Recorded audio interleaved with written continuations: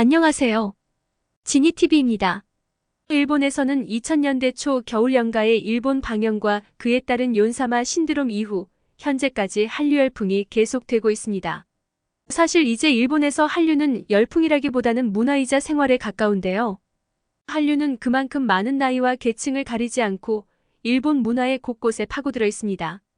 덕분에 일본인들의 한국과 한국인에 대한 호감도 아주 예전에 비하면 많이 늘어난 것처럼 보입니다. 이 호감은 쌍방향이어서 요즘 유튜브를 보면 한일 부부도 많고 일본인이지만 한국에서 인기 있는 유튜버도 많습니다. 그러나 놀랍게도 이런 겉모습과는 달리 여전히 일본에는 특별한 이유 없이 한국을 미워하는 혐한 세력이 여전히 꽤 많은 것 같습니다. 막상 조사를 보면 일본인들 사이에선 한국에 대한 비호감이 훨 많아요.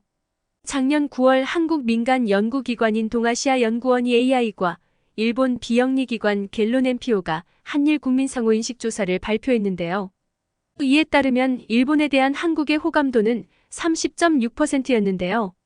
저희는 2021년 20.5%에서 10.1%포인트 높아진 수치입니다. 그리고 한국에 대한 일본의 호감도는 25.4%에서 30.4%로 5.0%포인트 올랐습니다. 반면 양국 국민의 상대국에 대한 비호감도는 떨어졌는데요. 한국의 일본에 대한 비호감도는 63.2%에서 2022년 52.8%로 감소했습니다.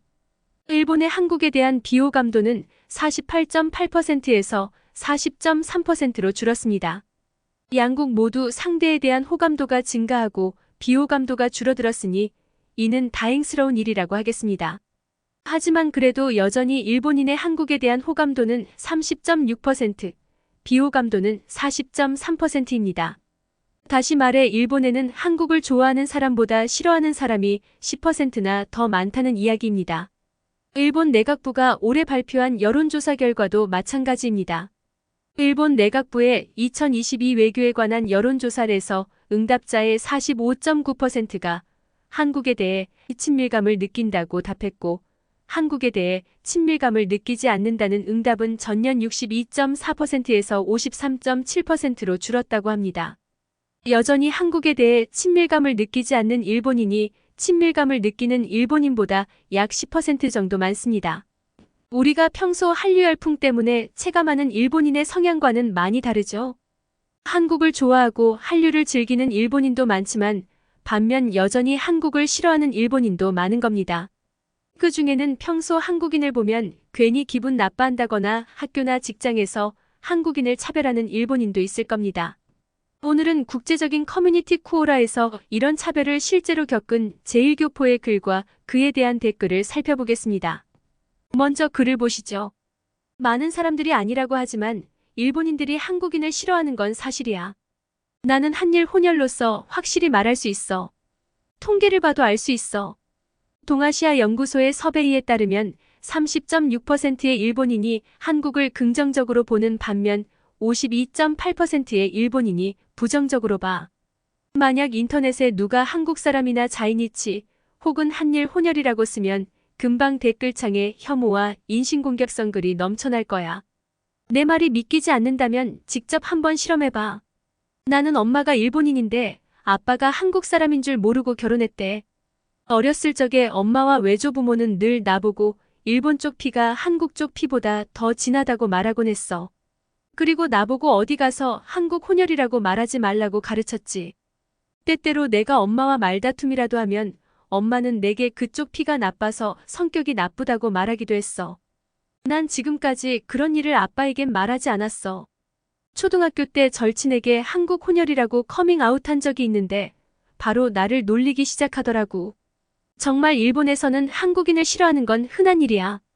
일본인은 공개적으로 혐오 발언을 하는 경우가 드문데 일본에 살면 가끔 겪는 일이긴 해. 여전히 내 말이 안 믿긴다면 바로 일본어판 쿠오라에 가봐. 내 말을 믿을 필요도 없어. 거기 가면 혐오의 현장을 직접 볼 수 있으니까. 아마 깜짝 놀랄 거야. 그런데 도대체 왜 그러는지 설명해 줄 수 있는 사람은 없나? 인터넷 커뮤니티 쿠오라는 일본어판도 있는데요. 실제로 가서 한국 을 키워드로 검색해보니 가관이더군요. 정말 혐오의 난장판이었습니다.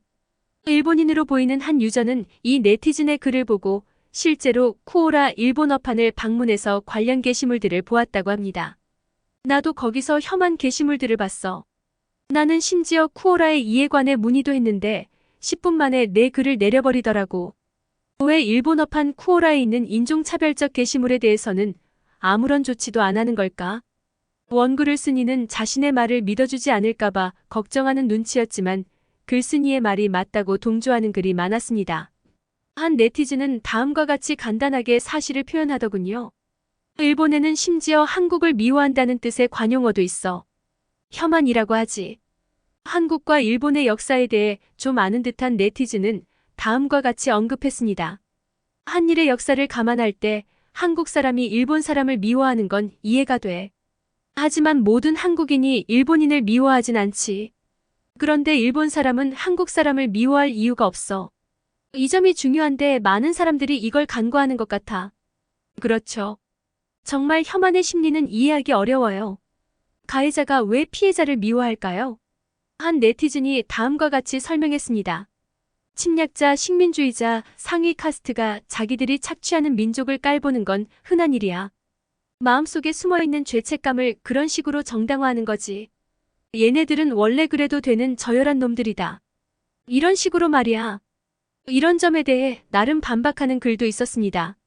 한국인이 일본인을 미워할 만하다고 하는데 그건 좀 아니라고 생각해. 물론 과거에 일본인에게 억압받던 한국인이라면 그럴 만하지. 하지만 현재의 세대들은 과거와는 아주 멀잖아. 사실 현재의 한국인들은 과거의 고통과 거의 상관없다고 봐도 무방해. 현재 세대가 과거 세대의 원한을 품고 사는 건 어리석다고 생각해.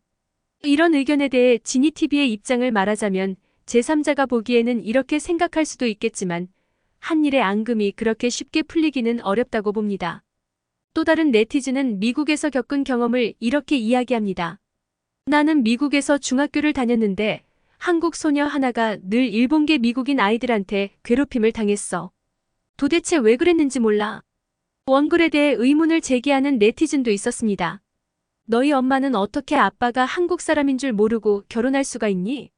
그리고 엄마가 한국인 아빠를 그렇게 싫어했다면 어떻게 침대에서 너를 만들었을까? 그러자 예상했던 답변이 달렸습니다. 2000년 이전만 해도 일본에서 제1교포나 불황민은 출신을 속이는 경우가 많았어.